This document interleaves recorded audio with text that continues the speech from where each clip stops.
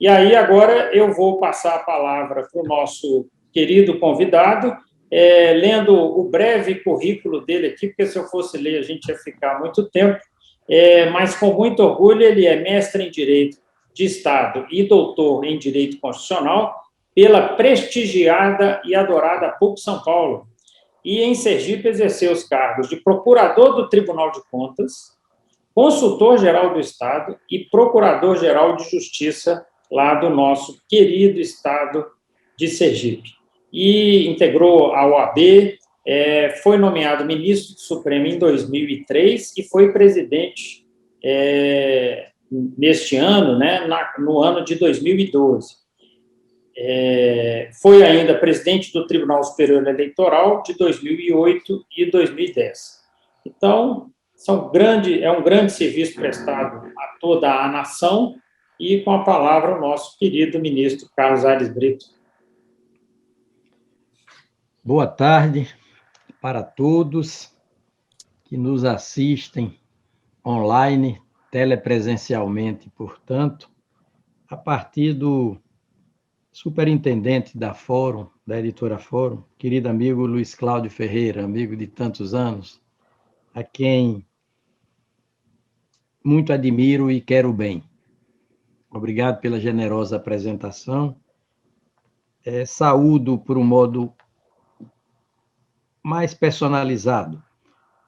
Saúdo o desembargador Gilson Lemes Soares, presidente do TJ de Minas, ao doutor Fábio Nogueira, que é presidente da Tricom, da Associação, portanto, dos Tribunais de Contas do Brasil inteiro, a doutora Maria de Lourdes Lima, que é presidente do Tribunal de Contas, acho que do Pará, não é, doutora? Sim. Do Pará. Saúdo a doutora a doutora Marina Tavares. Saúdo, em suma, eu saúdo, agora generalizando, os servidores públicos todos, do Poder Executivo, do Poder Legislativo, dos tribunais, das Procuradorias de Estado, do Ministério Público, dos próprios Tribunais de Contas. E começo, viu, doutor Luiz Cláudio, dizendo o porquê da escolha desse tema. Que tema? Alvo, objeto da minha palestra. Conteúdos diretamente constitucionais da democracia brasileira. Vamos às explicações. A democracia é, na Constituição de 1988, o princípio dos princípios, o princípio continente de que tudo mais é conteúdo, inclusive a República e a Federação. É uma espécie de, axiologicamente, menina dos olhos da Constituição. É o princípio estruturante, axiologicamente, de todo o sistema constitucional brasileiro. O sistema é o princípio por excelência, não é? Por excelência é o princípio estruturante de todo o sistema constitucional brasileiro e, por desdobramento, de todo o sistema jurídico brasileiro. Por que eu estou dizendo isso?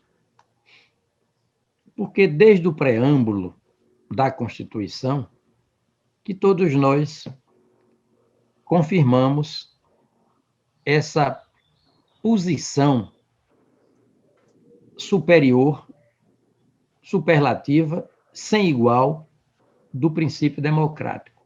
Está dito ali no preâmbulo, nós, representantes do povo brasileiro, reunidos em Assembleia Nacional Constituinte, para, e vem o que interessa, para instituir um Estado democrático. Claro que preâmbulo não é corpo de dispositivos, não veicula propriamente normas. jurídicas. É uma espécie de ementa, é uma solene declaração de propósitos, uma síntese, uma antecipação do que estruturalmente virá no corpo de dispositivos da Lei Maior de 1988. Toda lei tem sua ementa, não é? Lei em sentido material, lei genérica, impessoal, abstrata. A nossa Constituição é uma lei em sentido material, genérica, impessoal, abstrata, com a peculiaridade de ser a lei das leis. Na sua redação originária, é a única lei que o Estado não faz. Quem faz é a nação, no caso, a nação brasileira. E essa única lei que o Estado não faz, até porque o Estado é criatura dela, Constituição, essa única lei que o Estado não faz é a lei de todas as leis que o Estado faz. Por isso que todas as leis do Estado, todos os atos normativos do Estado, inclusive as emendas constitucionais, todas têm número. A Constituição é a única lei que não tem número, porque é número único, porque a sua instância deliberativa é também única, a nação. Nós temos a República Federativa do Brasil, com sua personalidade jurídica de direito público externo, temos a União como pessoa federada central e as demais pessoas federadas laterais ou complementares ou periféricas, Estados-membros, Distrito Federal, municípios. Muitas pessoas estatais, uma única nação, a nação brasileira. Muitas leis, muitas emendas, uma única lei maior. Número único, a Constituição não tem número. Nação, número único, não tem quem se lhe equipare. Bem, essa proclamação que se lê na ementa da Constituição, no preâmbulo da Constituição, é confirmada em vários dispositivos dela, Constituição. A partir do artigo 1º, cabeça. A República Federativa do Brasil, constituída pela união indissolúvel dos estados, do Distrito Federal e dos municípios, constitui-se em, e vem de novo o que interessa, Estado democrático de direito. Em várias passagens, artigo 17, se fala da liberdade dos partidos políticos, das agremiações partidárias, são livres, né, no plano da criação, no plano da incorporação, no plano da fusão e extinção, desde que, aí vem o que interessa, respeitados, entre outras coisas, o regime democrático, a democracia. Há muita gente aqui do Ministério Público, não é? Não é, doutor Luiz Cláudio? Então, os membros do Ministério Público sabem que, a partir do artigo 127 da Constituição, cabeça, está dito que ele, Ministério Público, se destina, e vem algumas finalidades. Uma delas, defesa do regime democrático.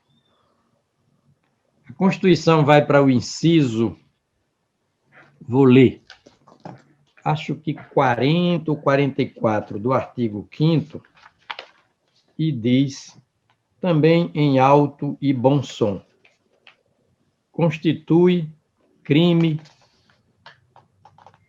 inafiançável e imprescritível a ação de grupos armados contra o regime democrático e a ordem constitucional. Mas eu vou ver aqui, estou tentando localizar o inciso preciso em que se diz isso.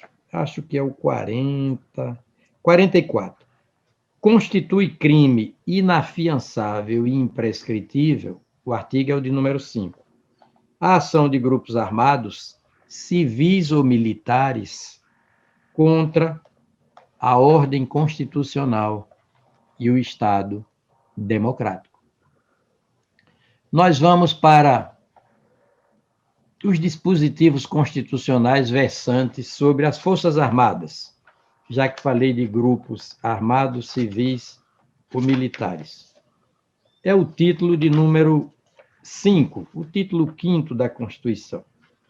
E ali está dito da defesa do Estado e das instituições democráticas. Vale dizer, da defesa do Estado democrático e respectivas instituições. É o título de número 5 da Constituição. Exatamente, da defesa do Estado e das instituições democráticas. Vale dizer, repito, da defesa do Estado democrático e respectivas instituições. Doutor Fábio, doutora Maria de Lourdes, doutor Luiz Cláudio, desembargador querido que nos assiste, como é que esse princípio dos princípios não é estudado assim, minudentemente, exaurientemente, pelos seus conteúdos todos fixados diretamente na Constituição? Como é que a gente se contenta em falar de democracia assim como se nós fôssemos leigos? Sim, muito bem, democracia. Mas, juridicamente, quais são os conteúdos da democracia? E se ele é o princípio dos princípios, é esse princípio da democracia que deve se fazer mais presente nos outros princípios e regras da Constituição. O princípio que deve mais se fazer presente, mais se espraiar pelos dispositivos todos da Constituição, principiológicos ou simples regras, é esse princípio maior da democracia. Ou, dizendo de outra forma, se a democracia é o princípio dos princípios, os outros princípios e regras constitucionais devem se reenviar, se reconduzir a esse princípio continente de nome democracia. A democracia mediando, ou no horizonte da interpretação, melhor dizendo, no horizonte mental da interpretação de todos os princípios e regras da Constituição, que, no fundo, são vias de vitalização, de tonificação, de robustez do princípio democrático. No artigo 1º mesmo, Estado Democrático de Direito, a Constituição, por modo explícito, diz quais são os princípios que servem de base, de fundamento para a democracia, para o Estado Democrático de Direito. Princípios que estão na soleira, nos portais da Constituição, a serviço da democracia. São conteúdos iniciais da democracia, sob o nome de fundamentos. Que princípios são esses? Princípios tracinho base, uma palavra composta, por isso que base está no singular. Quais são os princípios base do Estado Democrático de Direito? Aí vem uma estrela de 5 pontas, os 5 fundamentos, expressos, explícitos. Primeiro, soberania nacional. Então, a democracia tem um conteúdo de soberania nacional. Há um vínculo, um link operativo, funcional, lógico, entre democracia e soberania nacional. Segundo, cidadania. Outro vínculo lógico entre democracia e esse conteúdo e esse princípio complementar, serviente dela, de nome cidadania. O que é cidadania? Qualidade do cidadão. Que cidadão? Cidadão é o habitante da cidade. Que cidade? Cidade-estado. A polis dos gregos. No Brasil, município, Estado-membro, Distrito Federal, União e toda a República Federativa do Brasil, unitariamente considerada. Cidadania é cidadão é o habitante orgânico, altruístico da cidade-estado. Não é mecânico, não é indiferente, não é anódino, não é distante. É a pessoa envolvida com os interesses da coletividade para servi-los. é cuidar de tudo que é de todos. Cidadania é qualidade desse tipo de cidadão orgânico, interessado por tudo que é de todos. Bem, aí vem o terceiro princípio, lastreador da nossa democracia. Princípio base, fundamento da nossa democracia. Valores sociais do trabalho e da livre iniciativa. Há um componente de trabalho e há um componente de negócios, de mercado, de produtores de bens e serviços para a coletividade, como trabalho e livre iniciativa, conteúdos diretamente constitucional da democracia. Não há democracia sem valorização do trabalho humano. É elemento conceitual da democracia. O artigo 193 da Constituição chega a dizer, deixe-me ver se é o 193, chega a dizer o seguinte, que a ordem social, fundada na valorização do trabalho, vamos ver aqui, se é mesmo, tem por base o primado do trabalho, quero crer que seja assim. O artigo introdutório é o título de número 8, de toda a ordem social brasileira, toda a ordem social.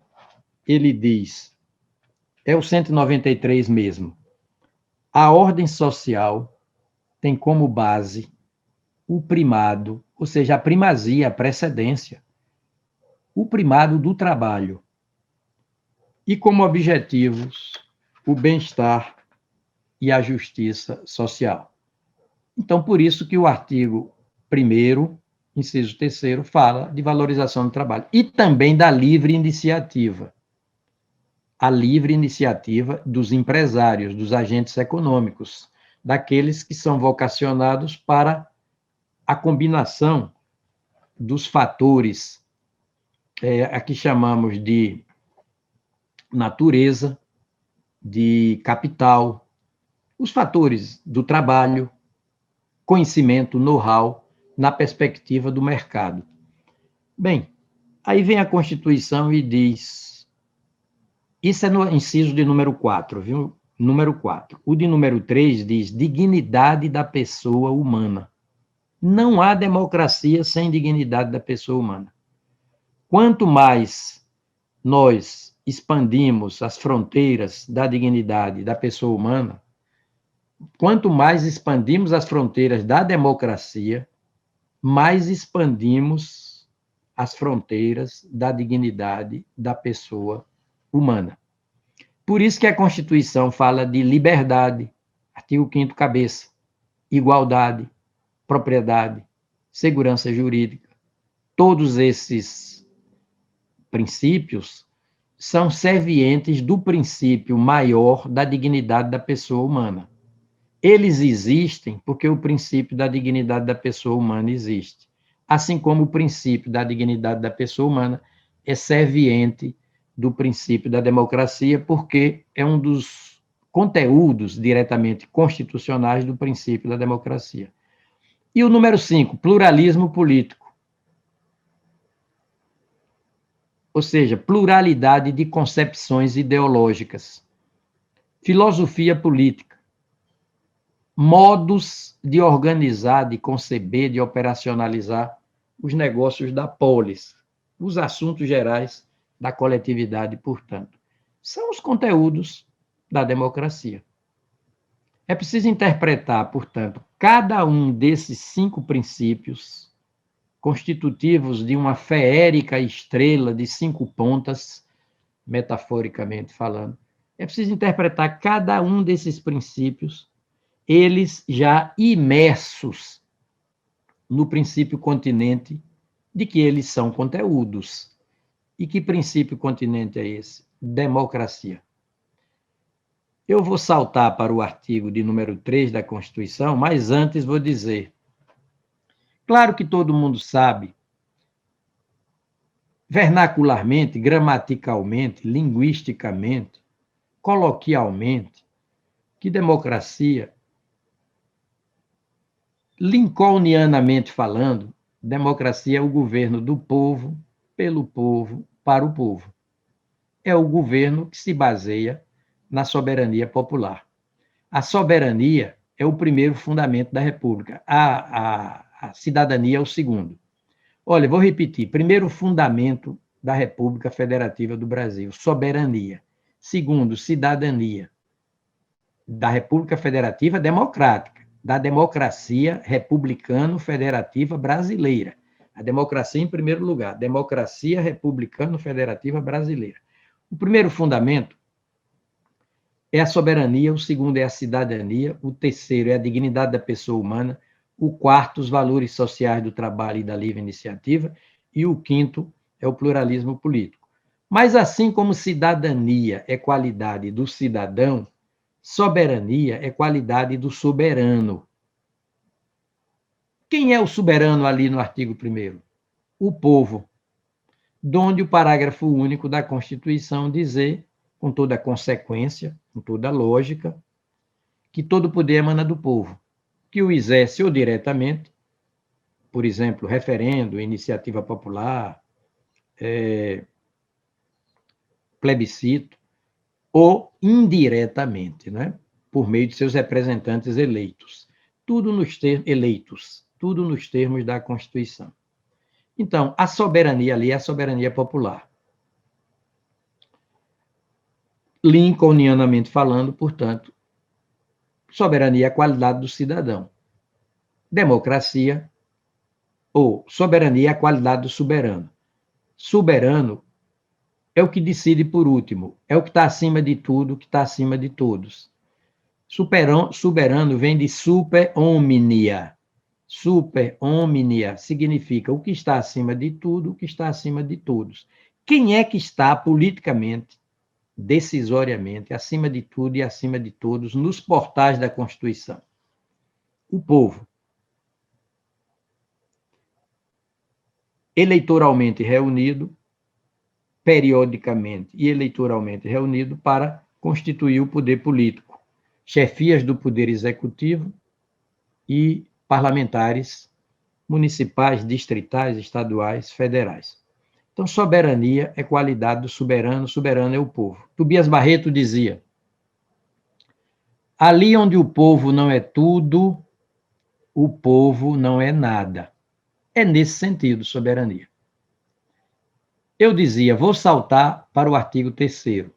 Antes, porém, repito, quem é que não sabe o conceito prosaico, coloquial, de democracia? É o governo do povo, pelo povo, para o povo. Agora, é só isso? Não é só isso. Há muitos outros conteúdos. Bobbio, por exemplo, diz: democracia é o governo do poder público, em público, perante o público, desnudadamente, com toda visibilidade, transparência. E isso tem nome hoje na Constituição: publicidade, cabeça do artigo 37. Esse poder desnudo, visível, essa canonização do sol a pino nas coisas do poder, essa excomunhão da cultura do bastidor, da coxia, do camarim nas coisas do poder, tem nome: é o princípio da publicidade. A Constituição vai para o artigo 93, 92, e diz, no inciso 9º, vamos confirmar, que todos os julgamentos dos órgãos do Poder Judiciário serão públicos e fundamentados, sob pena de nulidade. No parágrafo de número 10, fala das decisões administrativas dos tribunais, não é, desembargador presidente? Que também terão que ser motivados e publicizados sob pena de nulidade. Quando a Constituição fala do Congresso Nacional, só admite uma sessão, um tipo de sessão secreta. Aliás, um tipo de voto secreto.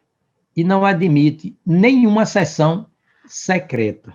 Não me lembro de a Constituição falar absolutamente de a não ser, deixe-me confirmar aqui, para escolha de chefes de missão diplomática permanente. É por sessão secreta e em voto secreto. Mas no artigo 90, tudo mais é público. No artigo 93, inciso de número 9, volta a dizer, a Constituição fala da publicidade como princípio regente de todas as reuniões de julgamento e decisões do Poder Judiciário, e no número 10 diz: as decisões administrativas dos tribunais serão motivadas e em sessão pública, e por aí vai. Então, a democracia é o governo do poder público em público. É um dos conteúdos da democracia, a visibilidade do poder. Bobbio diz também que democracia significa limitação das bases, aliás, limitação das cúpulas do poder e prestígio das bases. A Constituição tem vários dispositivos limitando as cúpulas do poder a partir da divisão, artigo 2º dela, do poder estatal, no plano federal, estadual e distrital, em 3 instâncias: a legislativa, a executiva e a judiciária. No município são 2 os poderes, o legislativo e o executivo, não há poder judiciário. Aí a Constituição, quando fala de prestígio das bases populares, diz que todo cidadão, ação popular, é parte legítima para propor ação popular. No âmbito, artigo 5º, no âmbito dos tribunais de contas, a Constituição diz que qualquer cidadão é parte legítima para denunciar da ciência de irregularidades e ilegalidades aos tribunais de contas. Não é isso mesmo? A Constituição prestigia as bases e limita as cúpulas do poder. As bases sociais da polis e limita as cúpulas do poder estatal. É outro conteúdo da democracia. A democracia se define como prestígio das bases e limitação das cúpulas do poder, a partir da divisão do poder, porque poder dividido é poder controlado, é poder limitado. Concentração de poder, como dizia Montesquieu, é uma tentação forte demais para a frágil natureza humana. A república é desconcentração do poder estatal. A federação é descentralização geográfica do poder estatal. Olha, poder dividido é poder limitado e é poder com tendência ao bom exercício. E um poder limita o outro. Claro que afunilando todos para o poder judiciário, porque há de haver um poder que fale por último. Bem, dizia Kelsen, né? As coisas do direito, as controvérsias, os litígios, instabilizadores da vida social, não podem se perder no infinito ou resvalar para o interminável. É preciso que haja na estrutura do Estado um órgão estabilizador, definidor, pacificador dos ânimos, quando exaltados, e quando confrontados, e esse órgão, embocadura de todo o sistema jurídico, institucionalmente falando, portanto, é o Poder Judiciário. E no âmbito do Poder Judiciário, o Supremo Tribunal Federal. É por isso que o artigo 2º contém essa ordem tão lógica quanto cronológica. São 3 os poderes da União, independentes e harmônicos entre si. Aí vem a ordem lógica e cronológica: o Legislativo, o Executivo e o Judiciário. Salto agora para o artigo 3º. O que diz o artigo 3º da Constituição? Diz assim: são objetivos fundamentais da República Federativa do Brasil. E vem 4 pontos cardeais. construir uma sociedade livre, justa e solidária, garantir o desenvolvimento nacional. Esse é fundamental que eu vou dizer. Prioridade das prioridades. Erradicar a pobreza e a marginalização. Nada mais democrático do que isso. E encurtar distâncias, reduzir sociais e regionais. Finalmente, promover o bem de todos, sem nenhum tipo de preconceito, especialmente de sexo, de cor, de idade, não é? De origem social, de origem geográfica. Esses 4 pontos cardeais, eles são os objetivos fundamentais da República Federativa do Brasil, diz o artigo 3º. Mas de que República Federativa do Brasil? Aí temos que pôr os olhos na cabeça do artigo 1º, que fala em Estado Democrático de Direito. Temos que pôr os olhos no preâmbulo da Constituição, que fala do Estado Democrático como supremo objetivo dela, Assembleia Nacional Constituinte. Então, de que República Federativa do Brasil eu estou falando? Da República Federativa Democrática do Brasil, ou da democracia republicano-federativa do Brasil. Dando-se que, se no artigo 1º nós temos os fundamentos, os princípios que estão na base, são fundamentos da República Federativa do Brasil e do Estado Democrático de Direito, no artigo 3º nós temos os objetivos do Estado de Direito Democrático, porque o artigo 3º imprime ao direito brasileiro uma destinação popular, uma destinação social genérica, uma destinação democrática. Por implicitude, portanto, interpretação implícita, interpretação lógica, eminentemente sistêmica. Por explicitude, temos no artigo 1º cabeça, estou falando da Constituição, o Estado Democrático de Direito. Por implicitude, nós temos no artigo 3º cabeça, o Estado de Direito Democrático. A democracia, a fazer o meio de campo, a intermediação de tudo. Todo o princípio da Constituição, notadamente os princípios, todo ele é de ser interpretado embebido nesse princípio maior da democracia. Isso dá uma clareada nos horizontes mentais da gente. Por exemplo, o legislativo legisla, deve legislar na perspectiva do Estado de Direito Democrático, artigo 1º, aliás, do Estado Democrático de Direito, artigo 1º, Estado Democrático de Direito, e Estado de Direito Democrático, artigo 3º. Deve elaborar as leis democraticamente, no plano do processo de elaboração delas, e democraticamente no plano da destinação das leis.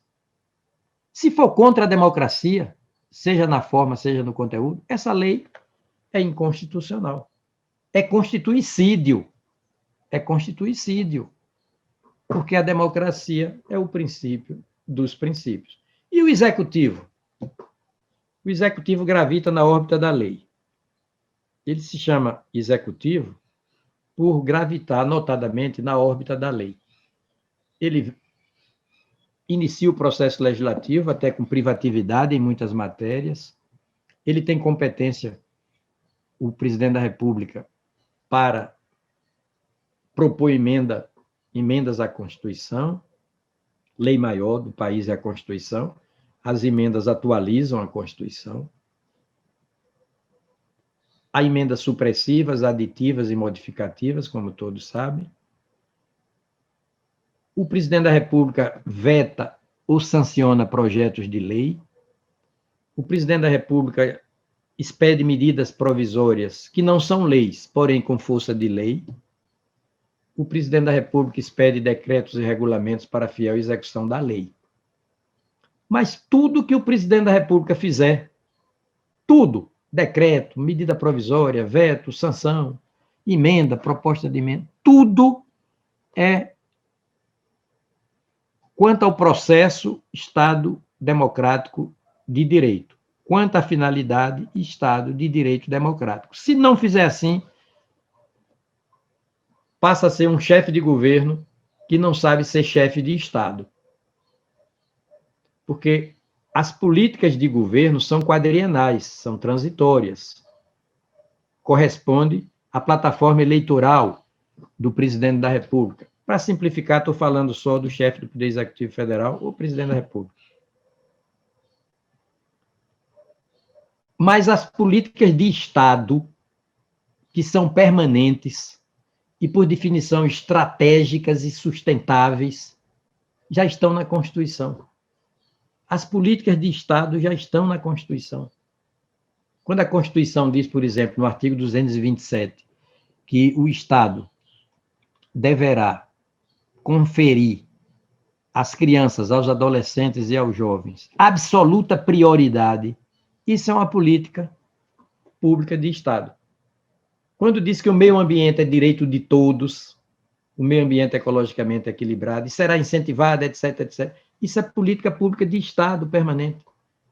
Quando diz que as pequenas e médias empresas, microempresas e pequenas, micro e pequenas empresas, serão incentivadas previdenciariamente, administrativamente, tributariamente, não é? Crediticiamente. Isso é uma política pública de Estado. Artigo 170, número 9, e artigo 179 da Constituição. As políticas públicas de governo estão a serviço das políticas públicas de Estado. Senhores dos tribunais de contas, a partir da querida presidente do Tribunal de Contas do Pará e o presidente da Tricom, se os tribunais de contas passarem a avaliar as políticas de governo, transitórias, quadrienais, à luz das políticas de Estado, permanentes, estratégicas, porque diretamente constitucionais, esse país vai mudar consideravelmente para melhor. É assim, democraticamente, sistemicamente, que a Constituição deve ser interpretada. Bem, a pergunta que eu faço é: o que nos falta? Já estou terminando, viu, doutor Luiz Cláudio? O que nos falta para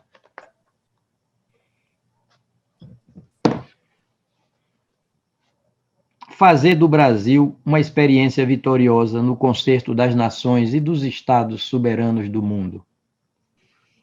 Se temos uma Constituição politicamente democrática e, por isso mesmo, filosoficamente humanista e culturalmente civilizada, proíbe todos os preconceitos, basta lembrar isso, em curta distância sociais. A gente vai para o artigo 170, número...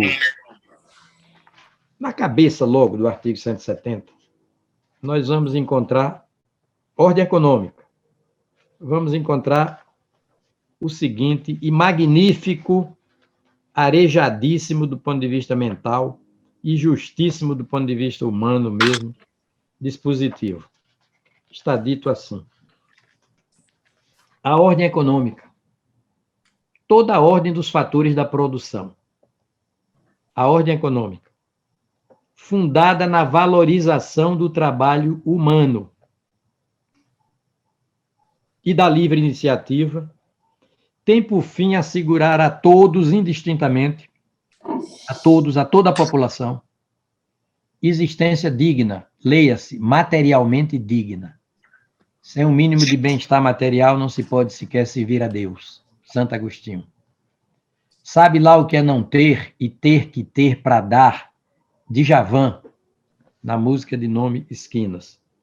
A ordem econômica, fundada na valorização do trabalho humano e na livre iniciativa, tem por fim assegurar a todos existência digna, conforme os ditames da justiça social, que é a justiça distributivista de patrimônio e de renda, de oportunidades de trabalho. Observados os seguintes princípios, e vem esse aqui. Além de defesa do meio ambiente, além da função social da propriedade, inciso número 3, além da busca do pleno emprego, número 7, número 8, vem o número 7, redução das desigualdades regionais e sociais. O que é que eu quero dizer com isso? Que a nossa democracia é, por definição, distributivista de patrimônio, de renda e de oportunidades de vida digna. De um lado, prestigia e faz bem, a vocação empresarial, produtiva, produtora dos agentes econômicos. De outro lado, o trabalho lato sensu e, a partir do artigo 7º, o trabalho assalariado. Esse componente de valorização do trabalho e da livre iniciativa, otimizadamente, esse é um elemento, é um componente definidor e, portanto, conceitual da nossa democracia. Para onde a gente bota os olhos na Constituição, tem que ver o princípio da democracia. Democracia é governo de todos. É o governo do povo, oriundo do povo, constituído pelo povo eleitoralmente, para o povo, aliás, pelo povo, um governo que se exercita também pelo povo. Os cidadãos, por exemplo, são parte legítima, volto a dizer, para atuar junto às comissões parlamentares, junto aos tribunais de contas, com autonomia para propor ação popular, né? Pelo povo e para o povo. Um governo, assim como o direito, voltado para o povo, sobretudo, com absoluta prioridade, na perspectiva de uma vida material digna, que começa com casa, comida e roupa lavada, para me valer de uma linguagem popular. Isso não é discurso ideológico.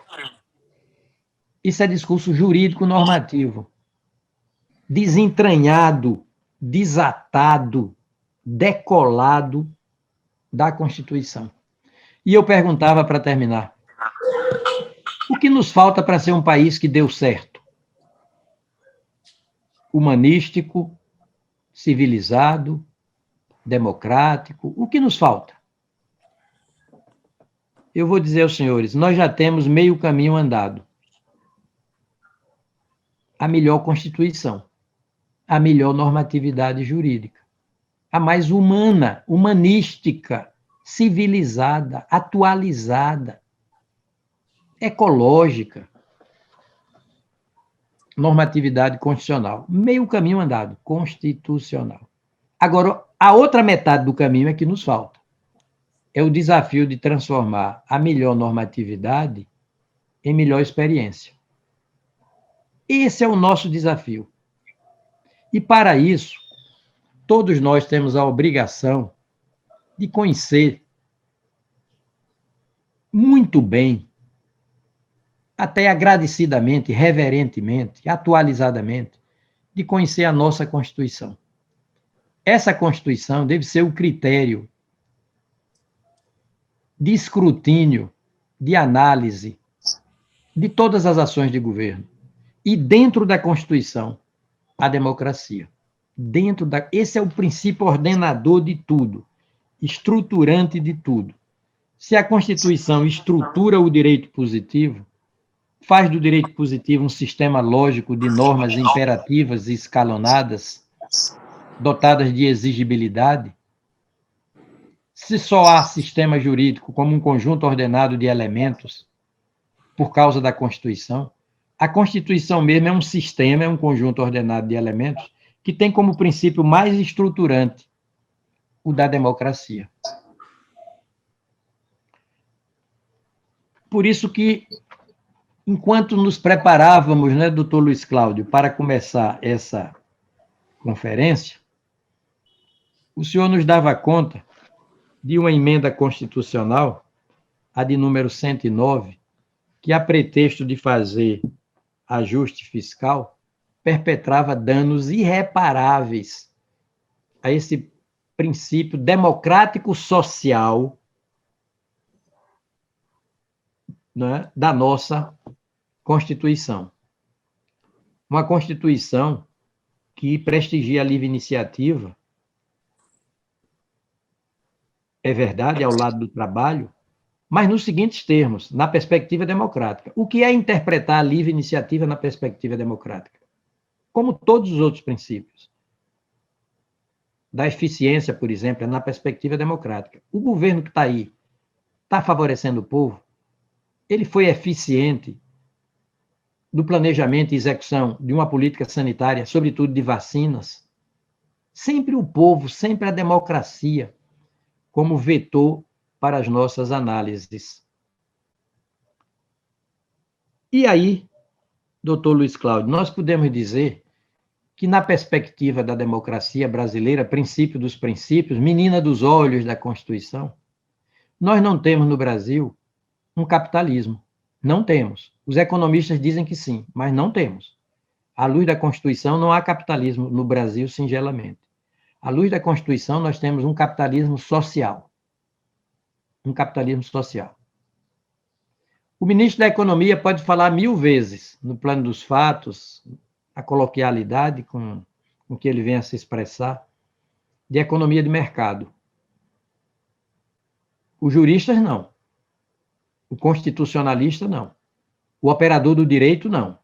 O desembargador, não. O ministro judiciário, não. O juiz, não. O membro do Ministério Público, não. O membro dos tribunais de contas, não. Não existe no Brasil uma economia de mercado. À luz da Constituição, não. O que existe é a economia social de mercado, que é o ingrediente democrático da nossa economia. É a conceituação da economia pelo prisma da democracia, que é de rigor científico. Olhe, se os órgãos de controle, Ministério Público e Tribunal de Contas, e os órgãos de julgamento do Poder Judiciário passassem a pensar assim, eu não quero ser pretensioso, 1000 perdões, se estou passando a ideia disso. Nós sairíamos da melhor normatividade constitucional para a melhor experiência de vida. Até ajuste fiscal. Viu, senhor presidente da Atricom, muito querido, e doutora presidente do Tribunal de Contas do Pará. Até ajuste fiscal só pode ser interpretado como categoria jurídica à luz do princípio maior da democracia. É ajuste democrático fiscal. É ajuste fiscal democrático. Todo ajuste que se fizer fiscal, contrariando o encurtamento de distâncias sociais, por exemplo, a erradicação da pobreza e da miséria, sacrificando o mínimo existencial das pessoas. Artigo 3º, inciso 3º da Constituição. Isso é um desajuste fiscal. Bem, obrigado a todos, especialmente às autoridades que nos ouvem e a doutor Luiz Cláudio por me fazer esse convite tão honroso. Ministro Aires Brito, é uma satisfação muito grande aí, nesses anos todos. Quantos eventos fizemos, hein? Juntos, este ano já 2, né? Já 2, e não paramos, né? Só devido ao online aí, a gente continua, porque a luta continua. A luta pelo conhecer a Constituição. Todas as vezes que eu assisto a sua palestra, as suas conferências, eu aprendo muito e admiro cada vez mais a nossa Constituição, né? Quando a gente fala aí desse amor ao Brasil, como diz o poeta Djavan, se eu tivesse mais alma, eu daria. Bonito. E aí, eu tenho um amor imenso pelo Brasil, eu acredito no Brasil, nós temos aí todos os recursos naturais para isso. É um país que é muito rico, é um país que tem uma Constituição cidadã e um sistema de controle que funciona maravilhosamente bem. Tem necessidade de aperfeiçoamentos? Claro, como também tem o Judiciário, tem o Ministério Público, temos todos nós, pessoalmente, porque tudo é uma criação humana. E todos esses componentes do sistema de justiça, eles estão atentos a isso. Então, se nós temos aí esse meio caminho andado, temos os recursos para isso. É um país que, como a gente dizia antes, né, pouca gente sabe disso, mas está no site do Banco Central, né, para quem conseguir ver, nós temos hoje 1 trilhão e 300 quase em caixa, fora 385 bilhões de dólares de reservas internacionais que poderiam ser utilizadas. Até o FMI falou que há excesso de reservas cambiais no Brasil. Então, nós temos 2 trilhões de reservas cambiais que poderiam ser utilizadas. E, em dezembro de 2019, foram utilizados 40 bilhões para atender o sistema financeiro que precisava de dólar lá em dezembro de 2019. Então, se atender o sistema financeiro, muito mais atender a população brasileira, que tem necessidades urgentes, né? Então, a gente destacou aqui que a fome aí, o quanto que aumentou no Brasil afora. Então, eu vejo assim, essa questão de ajuste fiscal, ela é importante, né? Todos nós defendemos a responsabilidade fiscal, mas temos que ter a sensatez, a lucidez de fazer um equilíbrio das coisas, e não dá para ficar pagando 4,4 bilhões de juros por dia. Quer dizer, 10 dias daria para pagar, essa emenda constitucional 109 aí foi 44 bi, então é um cenário de falsa escassez, e agora essas soluções todas. E eu vejo as instituições sangrando, né? Hoje, nós tivemos aí mortes porque o Hospital Privado de São Paulo, que está um caos, não conseguiu atender. E quem que foi socorrer? Foi o SUS. O SUS é uma grande criação que o mundo inteiro tem como modelo, o serviço de universalização da saúde, e que nos últimos anos, ajuste fiscal atrás de ajuste fiscal. Então, nós estamos todos pressionados. Então, eu vejo assim, cair 7% do orçamento, 10% do orçamento. Agora, nessa emenda 109, criaram que até 2023 tem, por exemplo, um fundo de assistência social de 4,5 bi, que está nesse meio aí, o saldo todo são 173 bilhões, que vão ser direcionados para o pagamento da dívida. Então, assim, se tem 4,5 bilhões para atender assistência social, eu desconheço país no mundo, a não ser a África, aí, mas o Brasil precisa de assistência social. Então, para quem encaminhar esse dinheiro para pagar dívida, mais dívida. Então, a gente somos bons pagadores, né? Nunca se atrasou um dia a letra financeira aí, do Tesouro Nacional, mas eu acho que as instituições têm que começar a fazer uma discussão de direito financeiro para colocar o direito financeiro constitucionalizado. Então, seria a constitucionalização do direito financeiro. Então, o ajuste fiscal tem que se submeter aos direitos fundamentais e dignidade da pessoa humana, não ao contrário. Não ao contrário, porque isso causa morte. E a gente está vendo isso. Isso ficou muito claro para o Brasil inteiro. Então, tecnicamente, é possível fazer rapidamente uma reconstrução do país. Nós temos um país inteiro de infraestrutura para fazer e tudo mais. E, como o senhor bem disse, a democracia não é um éter, não é um ente que fica lá no céu, alguma coisa que é fumaça. Não, ela tem um conteúdo jurídico, que foi falado agora. Soberania, cidadania, valores sociais do trabalho e da livre iniciativa, dignidade da pessoa humana e pluralismo político. Então, tem endereço, tem um conteúdo jurídico, não é uma coisa que... Então, a gente tem que atender isso tudo aqui. É só um comentário, desabafo, meu amigo. Desculpa aí, eu não sou... Normalmente, eu não faço esse tipo de comentário. O senhor está falando e eu estou... O senhor está falando e eu o estou aplaudindo de pé. Mentalmente. Mentalmente, eu o estou aplaudindo de pé. O senhor está interpretando, por um modo rigorosamente técnico, a nossa Constituição. Olha o que diz a Constituição em matéria financeira. Vou ler. Artigo 192. O sistema financeiro nacional, estruturado de forma a promover, estou falando dos bancos, viu? o sistema financeiro nacional, estruturado de forma a promover o desenvolvimento equilibrado do país e a servir aos interesses da coletividade. Democracia não é serviço dos interesses da coletividade. E a servir aos interesses da coletividade. E depois de falar do desenvolvimento equilibrado do país. Aí vem, será regulado por leis complementares, etc, etc. O que é isso aqui, esse artigo 192? É uma bolha normativa? É fumaça de incêndio florestal, coisa que o valha? A pergunta que o senhor fez há pouco. É bolha normativa? Isso é norma. E é norma constitucional. E o que é norma jurídica? Determinação. Norma é ordem. Norma é comando imperativo e exigível até jurisdicionalmente, ou junto às cortes de contas.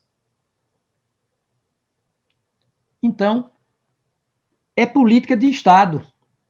Volto a dizer, viu, doutora Maria de Lourdes e doutor Fábio Nogueira, e também ao nosso querido desembargador, se nós passássemos a exigir dos governantes a distinção entre política deles, de governo, transitórias, quadrienais, e políticas de Estado imperativas, que já estão na Constituição, que salto quântico, salto de qualidade não daríamos, né? No sentido da vitalização dessa Constituição. E o senhor disse bem, ela tem defeitos, essas Constituições? Tem, topicamente, pontualmente, no varejo, aqui e ali, mas no seu atacado normativo, na sua estruturalidade normativa, a partir da democracia como princípio continente, nenhuma outra Constituição impulsiona o processo civilizatório como a nossa. Nenhuma. Agora é mal amada, não é? Aliás, parece que é o ministro Marco Aurélio que gosta de dizer isso. É uma Constituição mal amada. Então, os ministro, empresários precisam, os empresários notadamente, e os políticos, e até a imprensa, muitos setores, precisam deixar de ter um pé atrás com essa Constituição. A saída dos nossos problemas não é a saída da Constituição, é a saída pela Constituição. Uma saída objetiva, impessoal. Está aqui. Válida, juridicamente, legítima. Né? A saída é essa. Façamos da Constituição uma mesa redonda. Vamos nos sentar em torno dessa mesa redonda. Ela tem resposta, o verdadeiro posto Ipiranga é ela. Ela tem resposta para todas as questões intrinsecamente relevantes, que são as questões que dizem respeito ao indivíduo, em busca do seu ponto de centralidade, e à sociedade em busca do seu plano de coesão. Ali onde se dá a costura da unidade entre centralidade individual e coesão social, você tem uma resposta constitucional direta. Aplaudi o senhor mentalmente de pé, viu, doutor Luiz Cláudio? Eu que lhe aplaudo primeiro aí de pé, e olha que beleza, né? Só um item, o valor social do trabalho e da livre iniciativa. Olha que expressão maravilhosa, né? O equilíbrio, né? Entre as coisas todas.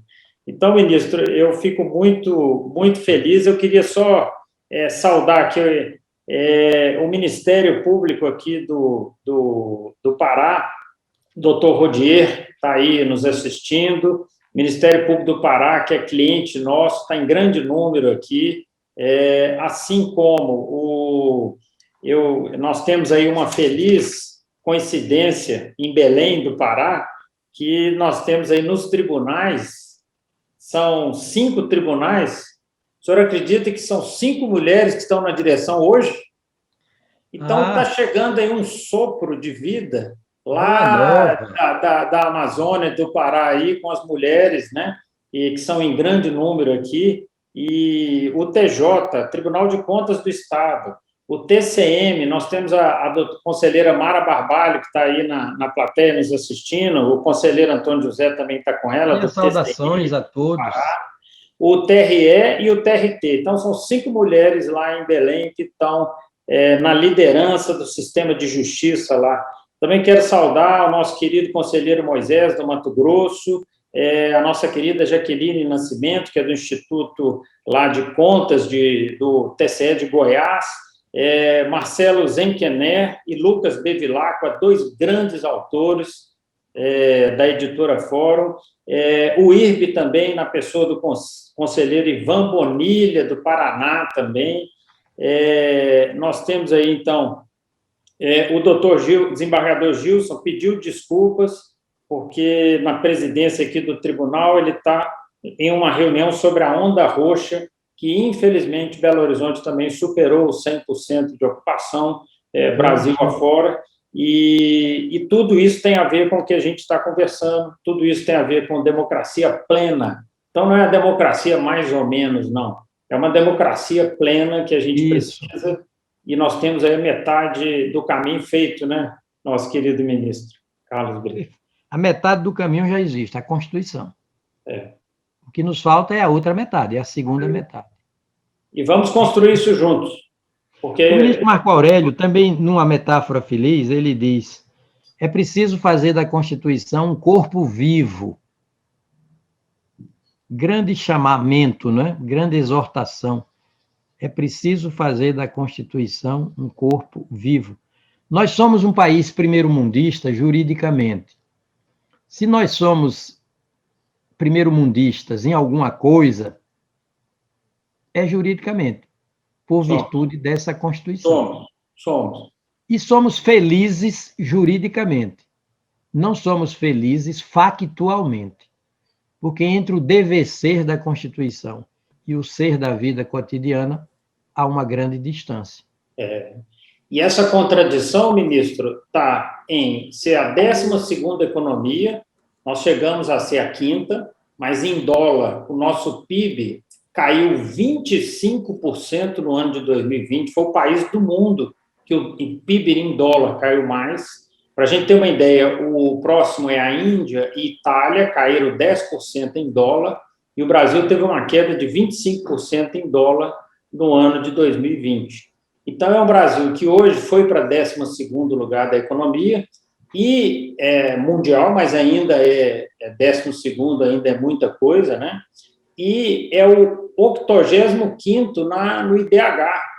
Então, por que essa distância é tão grande? Então, é por não seguir a Constituição que prevê a questão da desigualdade regional e de renda, né? Então... O que o senhor está dizendo é que o Brasil vive o paradoxo dos paradoxos, o mais cruel. É um país rico de povo pobre. Definiu tudo. E com essas palavras aí, que definem tudo, com uma gratidão muito grande, eu queria ver se o conselheiro Fábio e a conselheira Maria de Lourdes querem fazer uma saudação final ou alguma pergunta ao ministro para a gente caminhar para o encerramento. Eu vou verificar aqui se tem alguma pergunta também, ministro. Pois não. Conselheiro Fábio. Vamos dar a voz primeiro à conselheira Maria de Lourdes. Me desculpe aí, né? Preferência às mulheres aí. Sempre, né? Professor Luiz Cláudio, né, nós temos o direitos iguais, né? Mas eu quero agradecer muito esta oportunidade, primeiro ao convite. Quero dizer da minha satisfação enorme nesta tarde, do ganho que vocês conseguiram trazer para uma grande reflexão a todos nós, inclusive com a participação efetiva do nosso ministro Carlos Aires Brito, que é eu digo assim, uma biblioteca ambulante, onde traz, assim, para a gente uma reflexão sucinta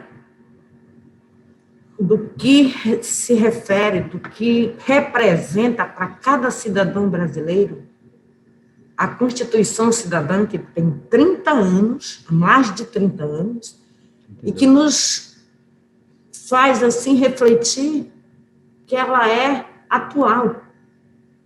Atual. Infelizmente, alguns pontos dela foram melhorados, outros retirados, mas o cerne, o conteúdo democrático não pode ser retirado, muito pelo contrário. O ministro Aires Brito, ele conseguiu, assim, em tão pouco tempo, nesses poucos minutos, mas fazermos, com certeza, a todos nós, que tivemos o privilégio de ouvi-la, e eu quero agradecer mais uma vez por esta oportunidade de compartilhar, de participar desse momento, nesta mesa, ladeada por tão nobres autoridades, como o ministro, como Vossa Excelência, meu colega, conselheiro Fábio Nogueira, o nosso conselheiro, o nosso desembargador Gilson, né, que saiu, mas eu acredito que, como presidente do Tribunal de Justiça do Estado de Minas Gerais, a sua responsabilidade, mas ele deve ter ouvido, ter participado, compartilhado conosco. E, doutor Luiz Cláudio, o senhor fez referência ao nosso Estado. Realmente, hoje nós somos 5 mulheres, e percebi que a minha colega Mara Lúcia está também nos ouvindo, doutor Fábio. Ela que é uma guerreira, uma pessoa assim, que contribui muito com o nosso Tribunal de Contas dos Municípios do Pará, tem uma experiência larga, também veio da Procuradoria do Ministério Público de Contas, e hoje ela preside. E é uma honra muito grande para nós termos, assim, por parte dos nossos pares, a escolha dos nossos nomes concomitante. As 5 mulheres, a presidente do Tribunal de Justiça do Estado do Pará, a presidente do Tribunal Regional Eleitoral também, a presidente do Tribunal de Justiça, desembargadora Célia Regina, a desembargadora Luzia Nádia, do TRE do Pará, a desembargadora também do TRT do Pará, e a doutora Mara, e esta amiga de vocês aqui, que vos fala. Eu, nesta tarde, pude, assim, relembrar e refletir, principalmente, professor, ministro Carlos Brito, Vossa Excelência, e o resumo, aí a reflexão feita pelo professor Luiz Carlos conseguiu concatenar a sua fala e nos dar, assim, a nossa Constituição. Ela parece ser tão grande, mas parece não, ela é tão grande, mas vocês conseguiram, em tão pouco tempo, resumir a grandeza que ela traz dentro de um caráter cidadão, humanitário, e em todos os momentos, refletindo vamos dizer assim, a busca maior, o cidadão, a maior autoridade, o cidadão brasileiro. Portanto, a reflexão toda, todos os conteúdos foram diretamente os conteúdos constitucionais discutidos nesta tarde, diretamente voltados para a cidadania, para o ser humano, para o cidadão. Isso nos leva a refletir, doutor Fábio, Túlio, a nossa responsabilidade enquanto gestores, enquanto fiscais, no sentido da nossa responsabilidade, os desafios que foram postos nessa tarde aqui, com a nossa obrigação, principalmente nós que trabalhamos muito a fiscalização da economia, que deve ser voltada para o social. A economia de mercado e pensando no ajuste fiscal, mas principalmente no cidadão. Uma economia voltada para a cidadania. Então, eu fico feliz, estou muito agradecida, doutor Luiz Cláudio, por ter lembrado desta humilde presidente, mas também que tenho, assim, um pensamento e uma ação voltada sempre para o social. Porque nossa Constituição, ela nos dá, assim, essa oportunidade para que as nossas tratativas se voltem realmente para o social, que tem como foco o cidadão.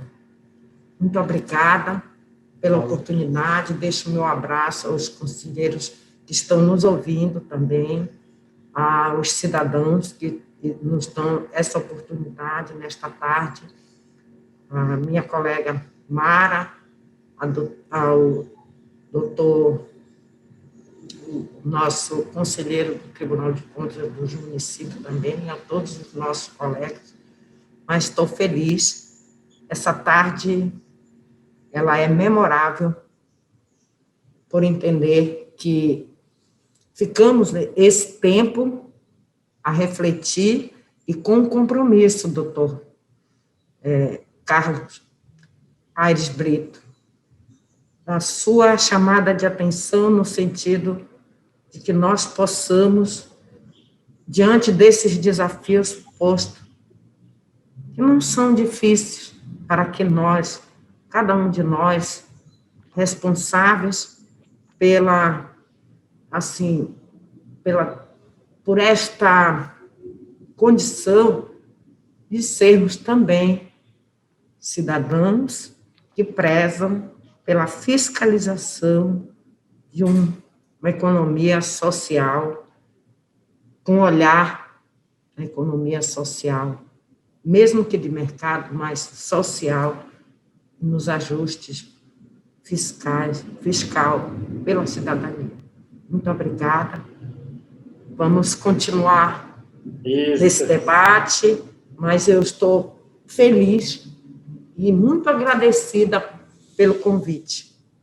Parabéns, doutor Carlos, ministro, nosso professor.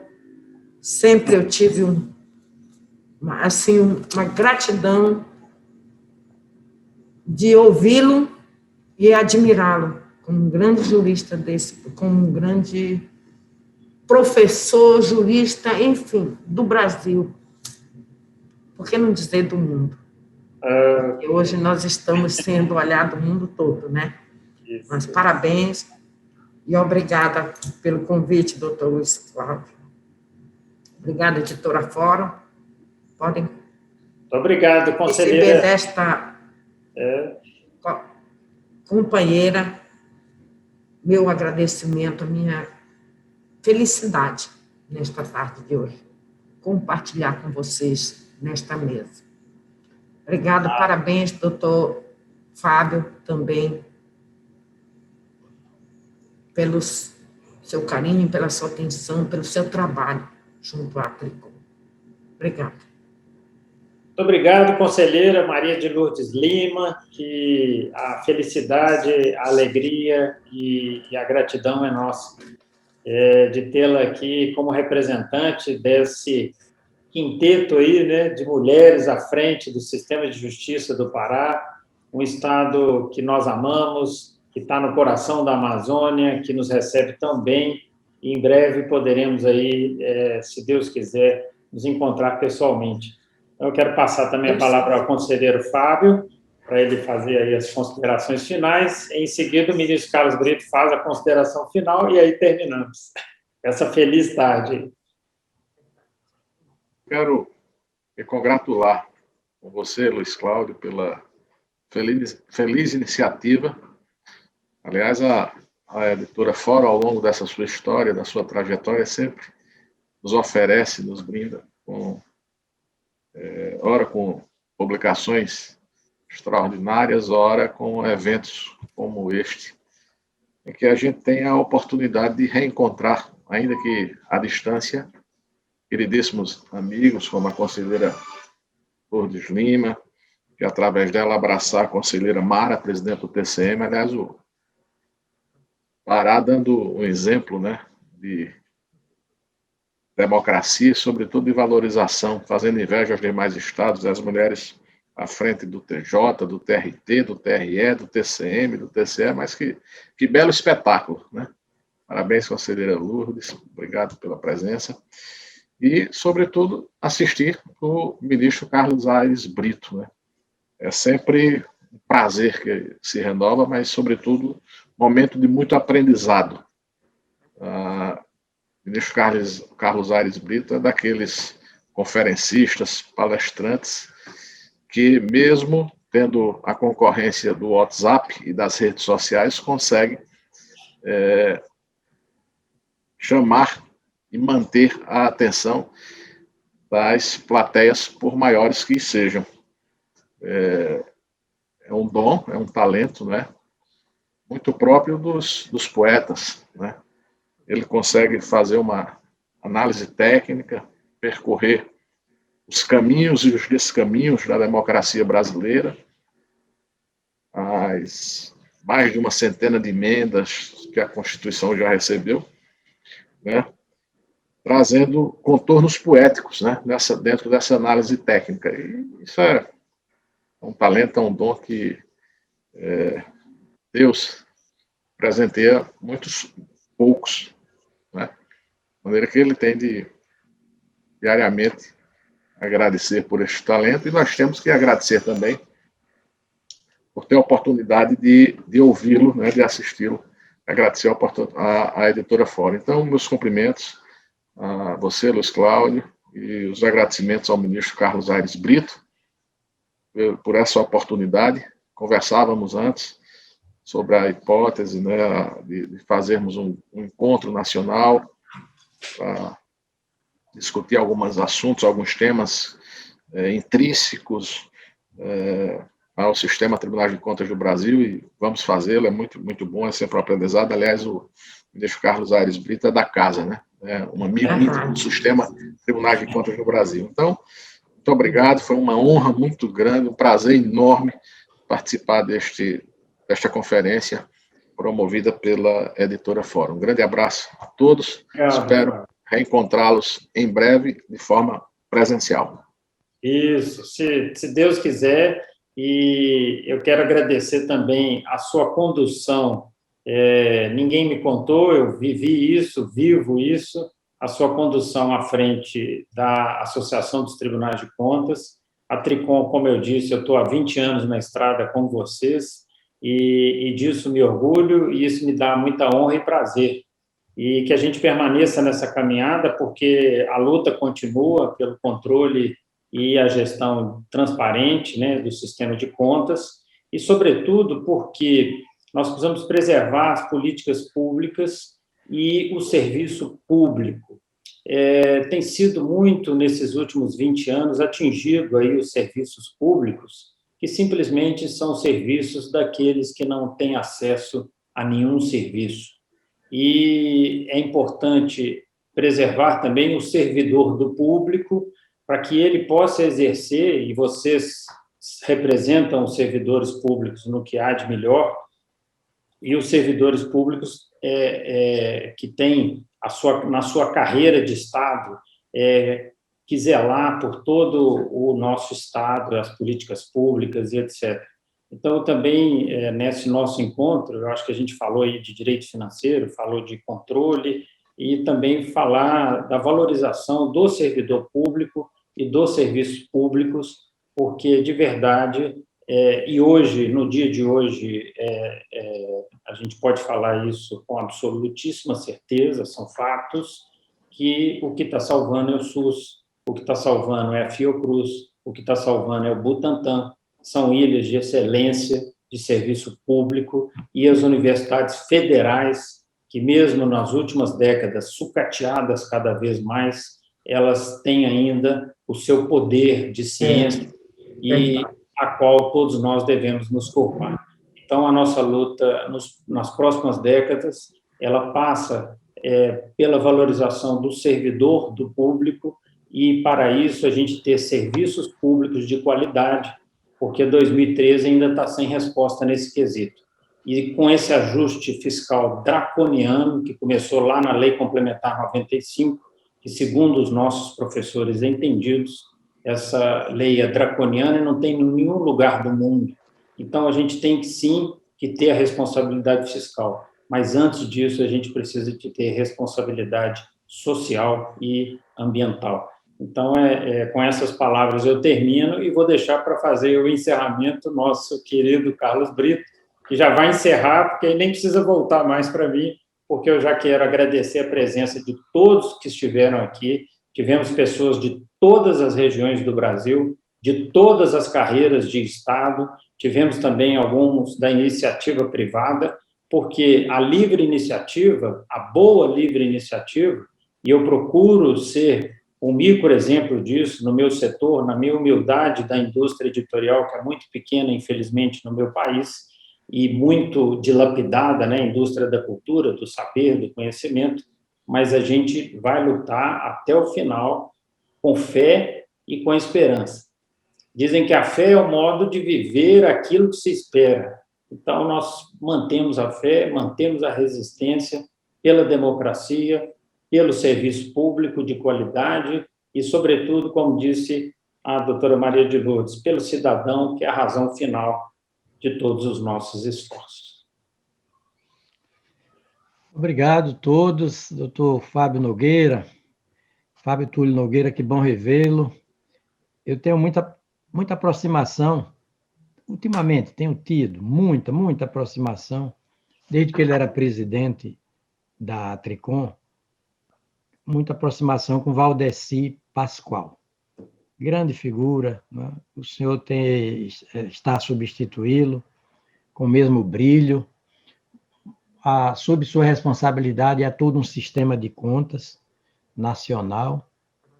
A sua associação engloba o Tribunal de Contas da União e todos os demais tribunais de contas dos estados, dos municípios. Eu saúdo também os conselheiros de tribunais de contas dos municípios, não só dos estados e da União. Doutora Maria de Lourdes também, pelas suas carinhosas palavras, agradeço. Vamos seguir cultuando a nossa Constituição, como a senhora propugnou.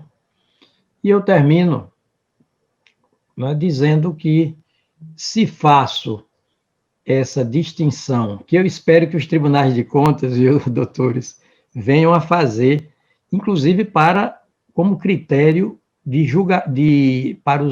para elaboração de pareceres sobre prestação de contas, prestação anual de contas, das chefias executivas, notadamente.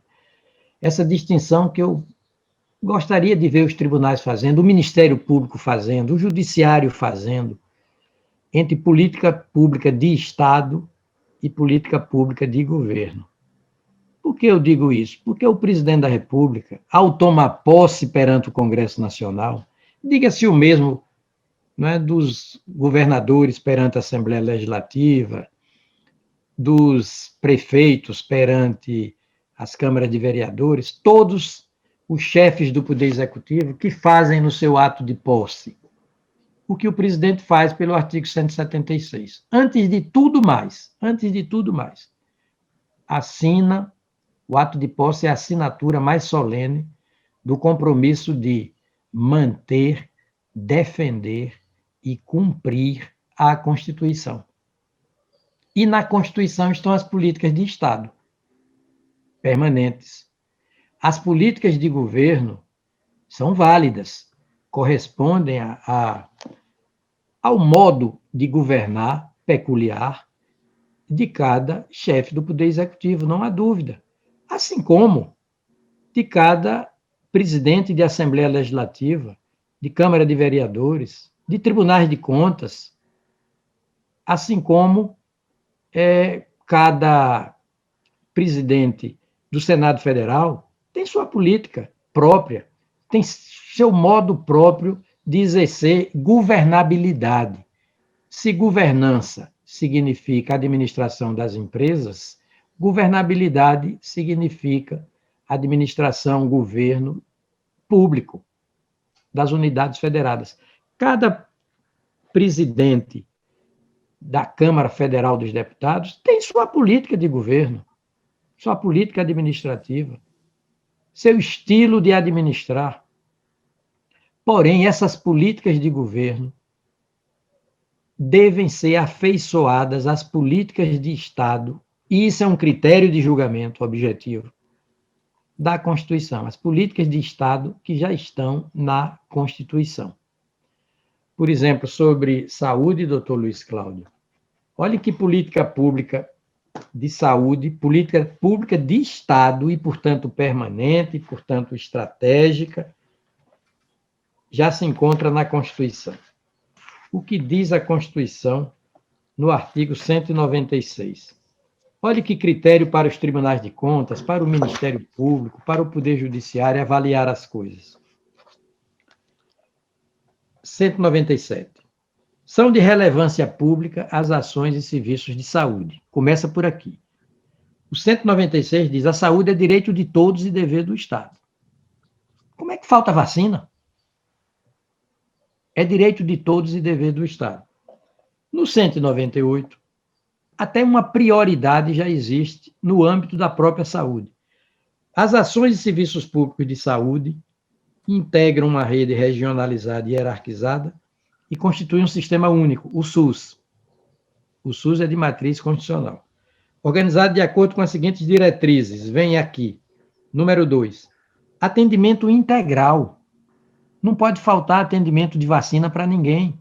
Está aqui, atendimento é tão universal para todos quanto integral. Ou seja, no plano da assistência, no plano da prevenção e da assistência. Atendimento integral com prioridade para as atividades preventivas. O que é vacina? Atividade preventiva. Como é que o Brasil não tem vacina? E o princípio da eficiência que está no artigo 37, cabeça. Os princípios do artigo 37, Luiz Cláudio, querido, e todos os que me ouvem. Legalidade, impessoalidade, moralidade, publicidade e eficiência são deveres do Estado. E direitos de quem? Se são deveres do Estado, são deveres de quem? De toda a população. De toda a população. São direitos de toda a população. A deveres correspondem direitos. O público tem o direito a uma administração pública eficiente, qualificada, a tempo e a hora. Notadamente no plano da saúde, que mereceu da Constituição toda uma seção normativa. A seção de número 2, no âmbito do capítulo que fala da Seguridade Social. Saúde, a Constituição como que recolheu do povo o ditado, o provérbio, e botou aqui. O povo diz: saúde é o que interessa, o resto não tem pressa. Isso foi positivado pela Constituição. Então, uma administração pública verdadeiramente assim, digamos, cruamente ou cruelmente caótica, é um atestado de ineficiência governamental e administrativa. E os tribunais de contas, e o Ministério Público, e o Judiciário não percebem que, à luz da Constituição, é possível fazer... É possível, não. deve-se fazer, à luz da Constituição, esse tipo de compatibilidade entre políticas de governo e políticas públicas, e políticas de Estado. Políticas de governo e políticas de Estado. Aliás, o 137, o artigo 37, cabeça, deve ser interpretado assim, à luz do Estado da República Democrática do Brasil, da democracia republicano-federativa do Brasil. Tudo começa com a lei, mas não basta aplicar a lei. A administração pública tem que aplicar a lei por um modo impessoal. Daí a proibição do nepotismo, né? Tem que publicar a lei por um modo moral ou ético. Daí as ações de improbidade administrativa. Daí os crimes contra a administração pública, sobretudo o desvio de recursos ou apropriação indevida de recursos públicos. Aplicar a lei por um modo moral. Aplicar a lei por um modo público, transparente. E aplicar a lei por um modo eficiente. Senão, a atividade administrativa não é legítima. Só ganha o patamar da legitimidade se a administração aplicar a lei por esses modos: o modo impessoal, o modo moral, o modo público e o modo eficiente. No artigo 70 está dito, né, que os tribunais de contas farão um exame de legitimidade, economicidade, legitimidade. O que é legitimidade? É esse tipo de imbricação, de entrelace dos princípios da legalidade, impessoalidade, moralidade, publicidade e eficiência. Parece que os tribunais de contas, vou me permitir uma crítica muito respeitosa, estão tirando por menos. E o Ministério Público, como órgão de controle também, está tirando por menos, na interpretação do artigo 37 da Constituição. E o Judiciário está tirando por menos. Exigir compatibilidade entre políticas de governo e políticas de Estado, volto a dizer, as de governo são quadrienais, as de Estado são permanentes, porque já estão na Constituição. Exigir é dever de cada um desses órgãos que não governam. O Judiciário não governa. O Legislativo governa junto com o Executivo, mas o Judiciário não governa. Os tribunais de contas não governam. O Ministério Público não governa. Mas eles impedem o desgoverno. E não há desgoverno maior do que descumprir a Constituição. Porque ela sim é a Constituição. Governa quem governa. E governa permanentemente quem governa transitoriamente. Assim como as políticas de Estado governam permanentemente as políticas de governo. Eu me despeço com essa proclamação, homenageando Luiz Cláudio e também a quem lembrou a minha característica de poeta, exaltando, como fez Luiz Cláudio inicialmente, a figura do livro, a essencialidade da leitura do livro. Eu me despeço com um verso de um poema, um poemeto, de Castro Alves, que nasceu em 1847 e morreu em 1871, com 24 anos apenas. Um gênio. Castro Alves disse: ó bendito o que semeia, livros, livros, a mão cheia, e manda o povo pensar. O livro caindo na alma. O livro caindo na alma. É germe que faz a palma, é chuva que faz o mar. Muito obrigado a todos.